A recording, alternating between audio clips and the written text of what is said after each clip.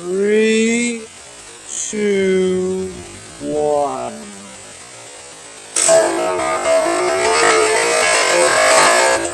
Holy cow! Hey guys, how you doing? It's Henry. I'm Mowers. Good morning. It's about 10 o'clock on Saturday morning, and man, it feels great today. It's like 76 degrees. It's kind of cool, and it's a great relief from what we've been having. You know, I mean, just terrible humidity and just it's super hot. You know, so today is a refreshing day. Perfect day to work in the garage. Well, not a perfect day to work in the garage, but it's what I do, so I got to do it, right? I woke up this morning and the snapper tractor carcass and all the snowblower poles and handles were gone. And then I texted my scrapper. I says, "Hey, did you get it this morning?" He's like, "No." I'm like, "Oh, well, it's gone." Hey, you snooze, you lose, right? Hey, if I get a hit on a tractor, you think I wait until the next day or 2 days later to go get it? No, I'm in my van right away, and I hustle to go get it. That's what it's all about. It's called the hustle. If you don't hustle, you'll miss out. Some other hustler's going to get it, you know? So who loses out on money? I guess the scrapper guy does. And that's what I mean. I need a serious scrapper guy, you know what I mean? So that he means business. If I got scrap out there, he'll come and get it. It's not like one of these guys stuffing chips in his mouth while watching TV and it's like, "Oh yeah, I'll get it like in a couple of days when I feel up to it," you know? That's not the motivation that a scrapper guy should have. A scrapper scraps, you know? You gotta get on it if you wanna make money. After all, it's free money, right? I mean, frankly, I could never do the scrapping because I just find that that's a lot of hard work for very little money. I mean, how much could you make on that pile? If you guys scrap, tell me, how much, you guys saw that pile yesterday, how much would you get for that? If it's like $20, you're gonna risk hurting yourself and breaking your back and loading all that crap and the gas and going round trip to the scrap yard and waiting in line and all that other jazz, and for what, 20 bucks? I mean, tell me, how much do you think that would have been, you know?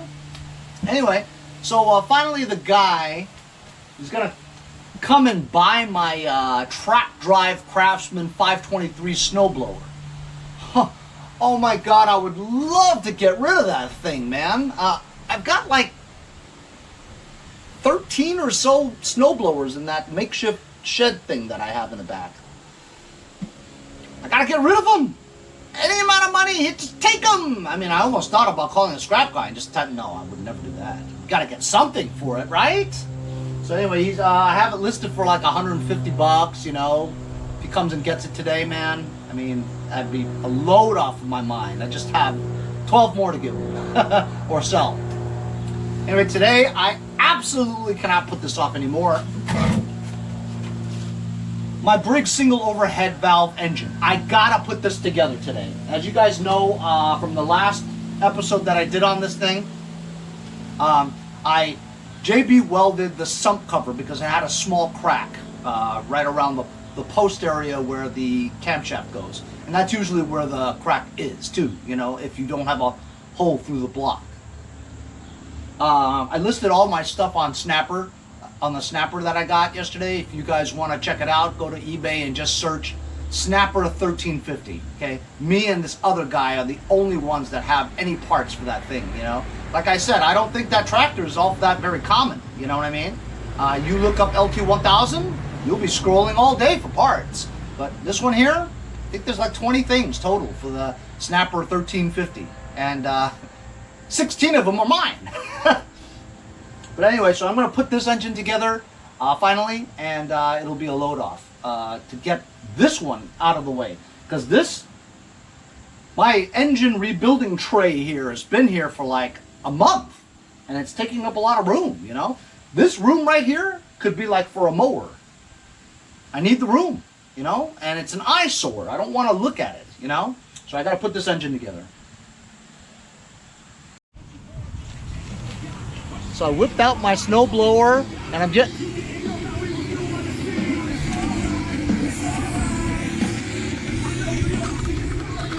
It's Quinn the Mailman!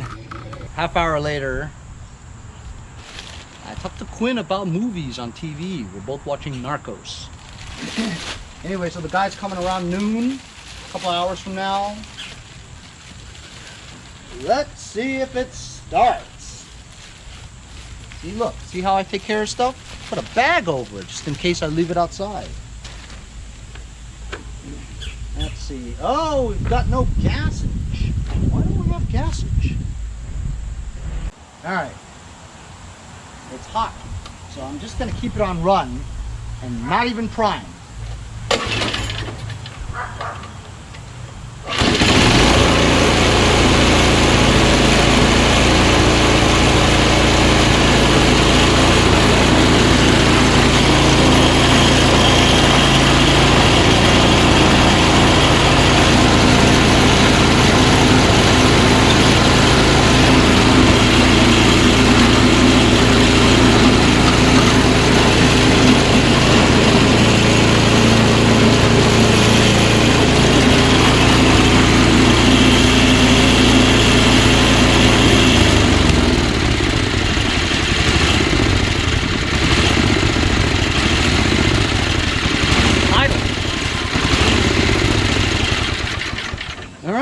Not bad. So I just spent the past 40 minutes or so looking for sump and head bolts. I couldn't seem to find any, you know, at least with what I had. So I had to look in my big bin of nuts and bolts. And basically, throughout the years, I've just, every bolt and nut and washer that I stripped or took out or whatever, and just threw it in these bins. I mean, I've got a ton, you know, but I just wasn't sure which one was a head bolt and which one was a sump bolt. But honestly, it's not the space shuttle, right? I mean, if it fits without stripping, it'll work. Just tightening a bolt. Anyway, so I had to get this ready here. My friend Steven Becker, a subscriber, he sent me a big box of his excess parts. In it was a head gasket. I think I have a few of them actually. And he also sent me this. And I was hoping that this would be the sump gasket because, you know, honestly, Briggs only made, you know, the most popular engine, the single overhead valve. And they all fit, you know, the same one. And so I opened it up carefully. And it's kind of stuck over here. Uh-oh. It's stuck pretty good, actually. But it's just paper. Whatever RTV silicone will always fix it. That's a little so, let's see here. Pretty sure this is it. Looks just like it. As you can see, I just stuck bolts everywhere just to see if they fit. Some don't, some do. Eureka! It is the correct gasket. Awesome! So now I'm gonna get to it, man. So I'm ready to install. Here's the sump cover. As you can see, I've JB welded the crack here and it's like steel. That should work. I've done it before, it works. That looks pretty good. Just gonna get some assembly lube, put some lube around here and the seal here, right? And then I'm just gonna plop it on. I've made sure that the tappets are in there. Connecting rod is on there. I've used assembly lube for all this. I have to make sure that the timing marks are on there. And this governor sits right there. So when you put the cover on, you just can't move anything. You know what I mean? It's just got to go on one swoop. Just to make sure you got everything right. See how this is just sitting there like that? It's got to, this part has got to touch this part here because this part here goes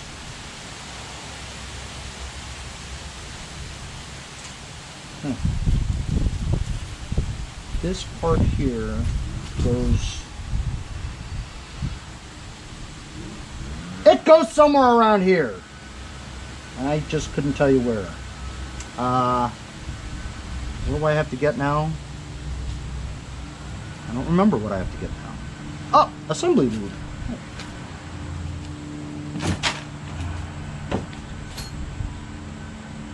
Assembly lube from my friends over at Lucas Oil Products. This stuff is some good stuff, fellas. And I'm not just saying that.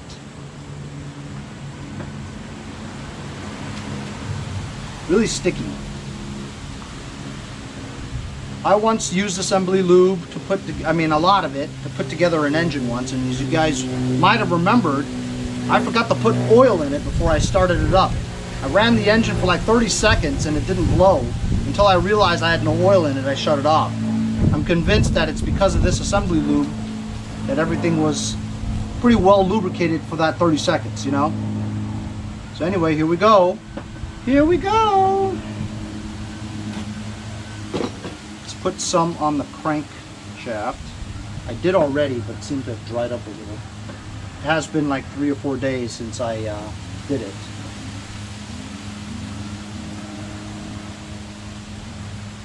Putting together an engine is not clean. It is always a messy process. But somebody's got to do it. May as well be me. Hey.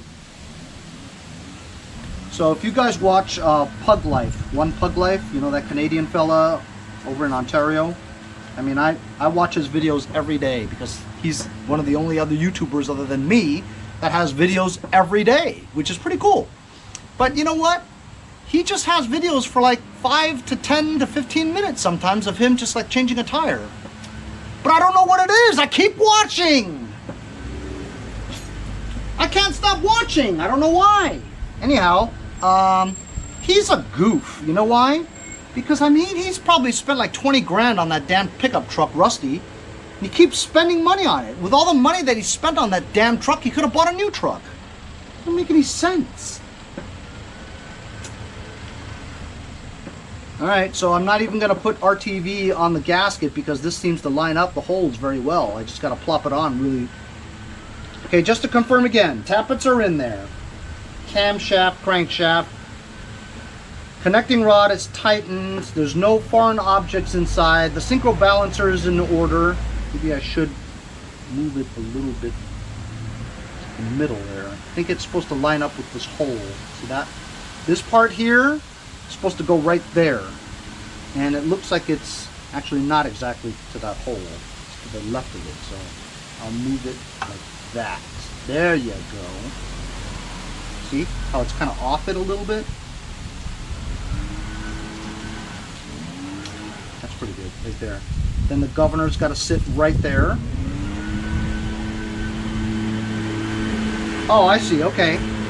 So there's this groove here. Governor sits right there so it won't move. Hopefully. Let's put some assembly loop here. As you know, Taro likes to push his gel lube.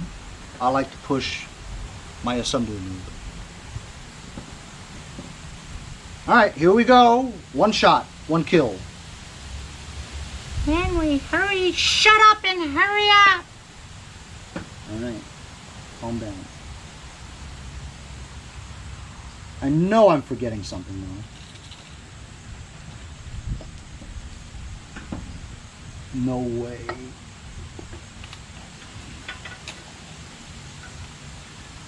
Well, it's got an inch. It's still sitting there an inch. Oh! I think I got it. I think I got it. I think it's on there. That's right, Henry. Bang it with your fists.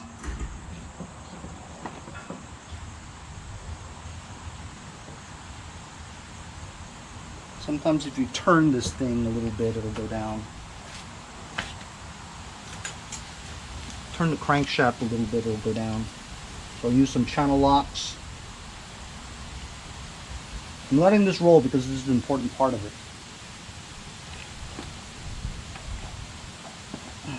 turn. Me worried. It looks pretty good though, but I'm worried it doesn't turn.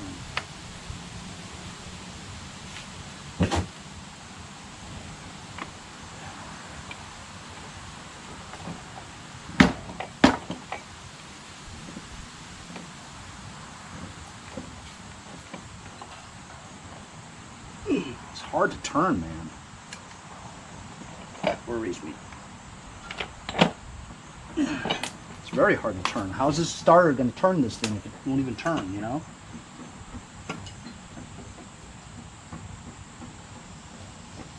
Yeah, I'm a little worried because, I mean, I guess it's okay. See how there's oil coming out of that area here? That's not good.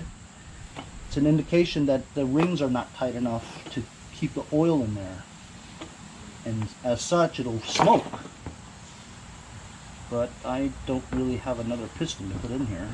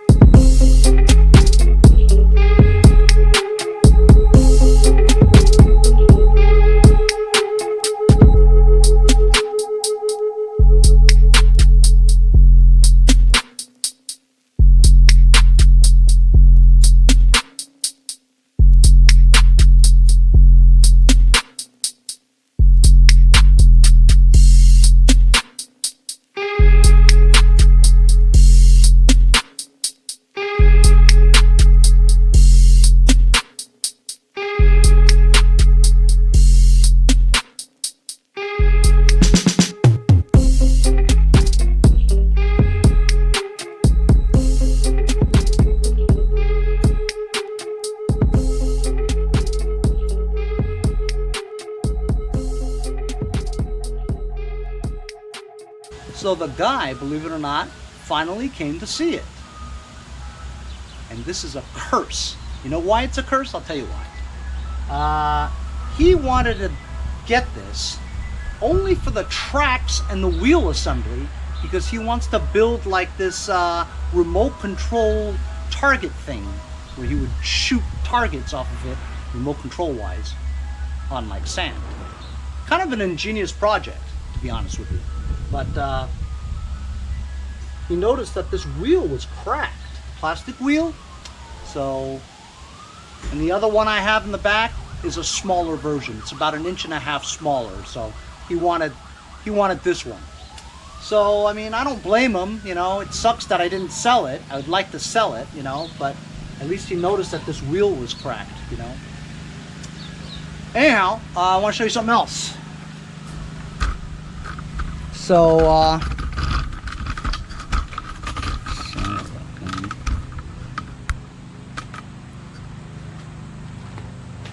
so I put the head on, torqued them down, put the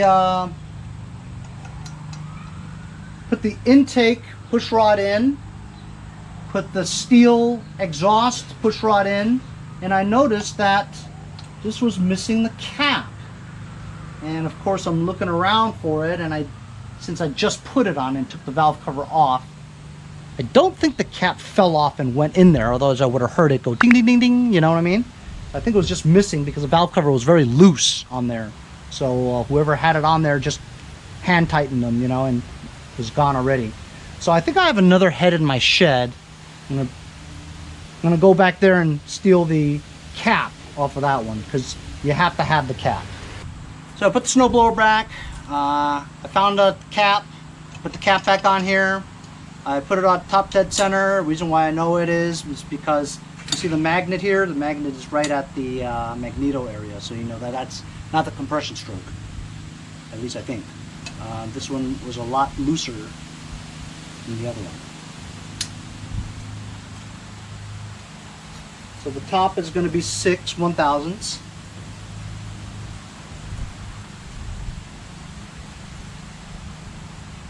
And I'm just going to do a valve adjustment while I'm here.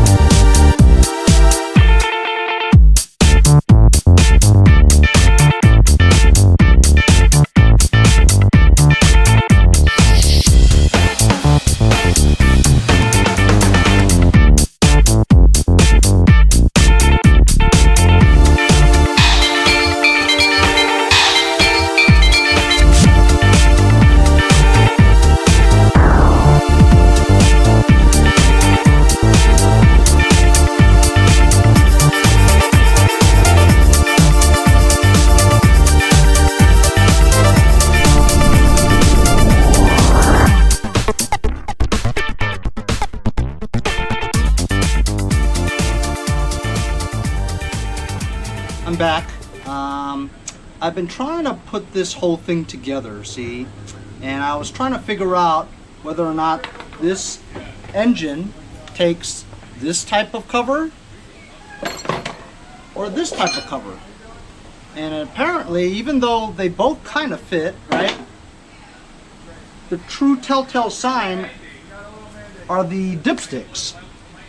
This kind of dipstick is for this kind of cover. This kind of dipstick is for the plastic kind of cover. And look at the hole, the opening for the dipstick. Well, there's no way this dipstick would fit into this hole. It's huge, you know? So my only choice is to use this dipstick. It's the only one that would fit.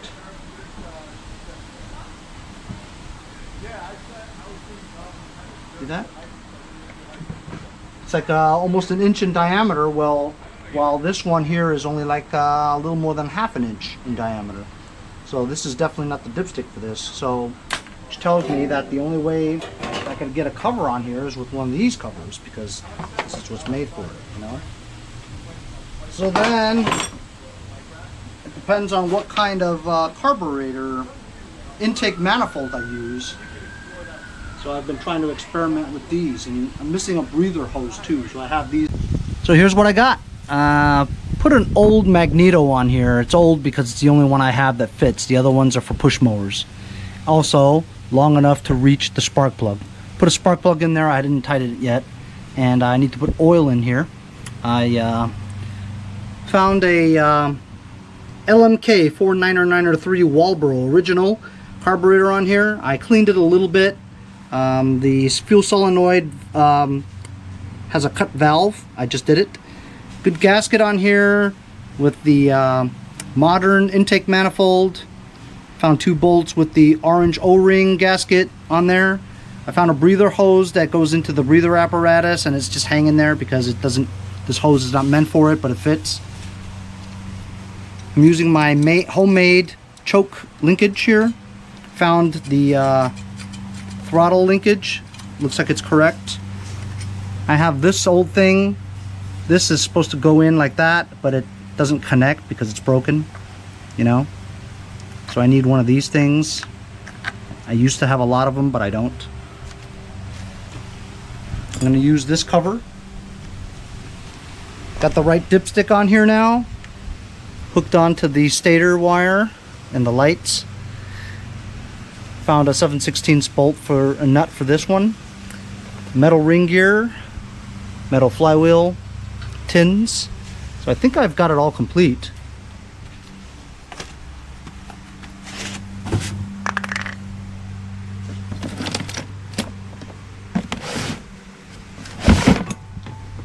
I wanted to show you the U-shaped one. Here, see? This one here is another kind that usually goes for this, and this one has that. You put an O-ring in there, and this fits like that, right? But this is such where it's a U-shaped one, and it goes to the cover where the hole is open over here, right? And you attach a cylindrical air filter on there. That's that kind. I don't have that kind.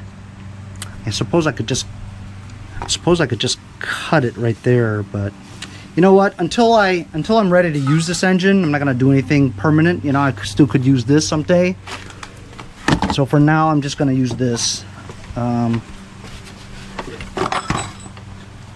This goes just like that. I know it doesn't stay there, you know.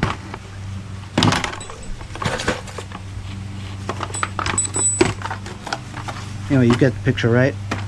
And this is just supposed to go like that somehow. I don't know how I'm gonna get it to go there, but anyway, I'm gonna put the cover back on, and then we'll be done with this engine.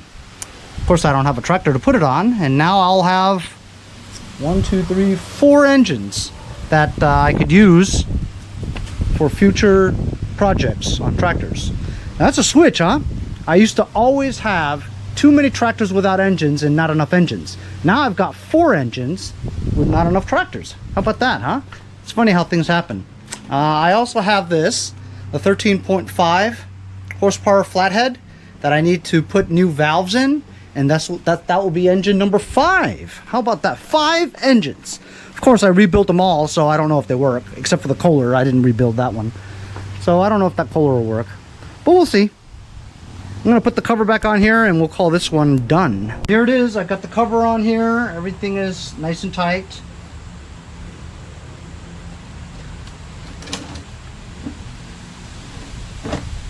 Got an air filter on here now. I don't have the cover that goes here.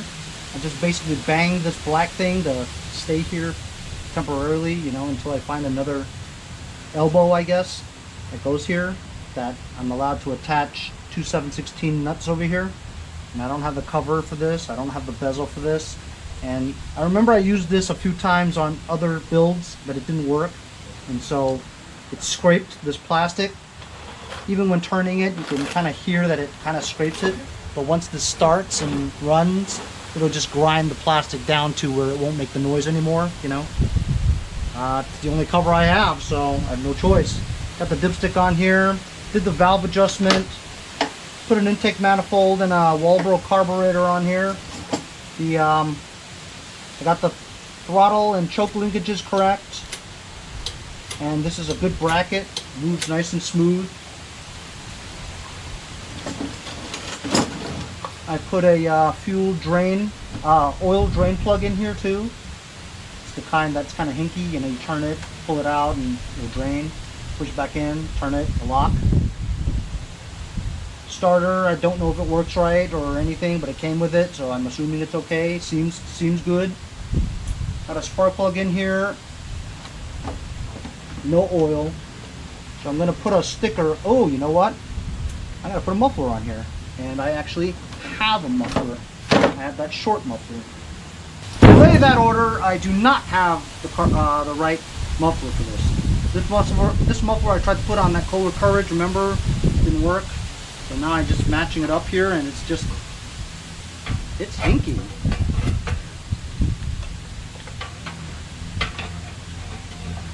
See? It doesn't, it's not aligned. If you align it, it's like this. What the hell? Have you ever seen anything like that? I mean, I suppose it would work, but it looks ridiculous. I almost think that this is for like a flathead where the exhaust is on this side. You know what I mean? But still, it's very close to the... Yeah, it would make sense because if it was a flathead, you wouldn't have this valve cover here. And it would probably fit. So, yep. So this engine, I mean, I need the cover, I need the elbow, I need a muffler. Still needs some stuff for it. It's not like, you know, it's ready to go. But I can't have all the parts you need to make engines, you know what I mean? I'm amazed that I've gotten through 4 engines right now without really getting any major parts.